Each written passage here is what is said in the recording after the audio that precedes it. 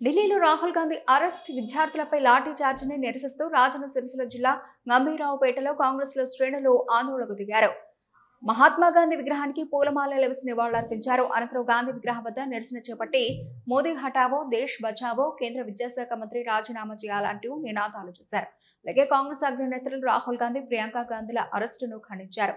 ఈ సందర్భంగా కాంగ్రెస్ నాయకులు మాట్లాడుతూ నీటి పరీక్ష పేపర్ లీక్ కావడం విద్యార్థుల భవిష్యత్తుతో చెలగాటమాడిన దుర్మార్గమైన చర్య అని విమర్శించారు.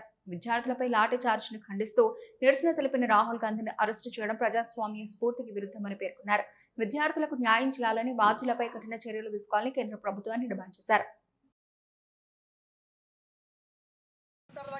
విద్యార్థులు తమ హక్కుల కోసం ఏదైతే నీట్ పేపర్ లీక్ చేసిన విషయంలో వాళ్ళు అక్కడికి వెళ్ళి నిరసన తెలిపేందుకు వెళ్ళిన పక్షాన ఎడ్యుకేషన్ మినిస్టర్ ధర్మేంద్ర ప్రధాన్ అనే ఒక ఎడ్యుకేషన్ మినిస్టర్ విద్యార్థులపై లాఠీ చార్జ్ చేయించడం ఇది మన ప్రజాస్వామ్యానికి ఒక పెద్ద ఒక చెప్పుకోనికి సిగ్గుచేటు.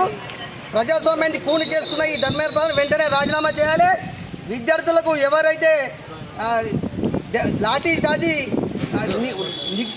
ఏదైతే విపరీతంగా కొట్టిపించిండో వాళ్ళకు వెంటనే క్షమాపణ చెప్పి బాధ్యత వహించి ఆ నీట్ పేపరు మళ్ళా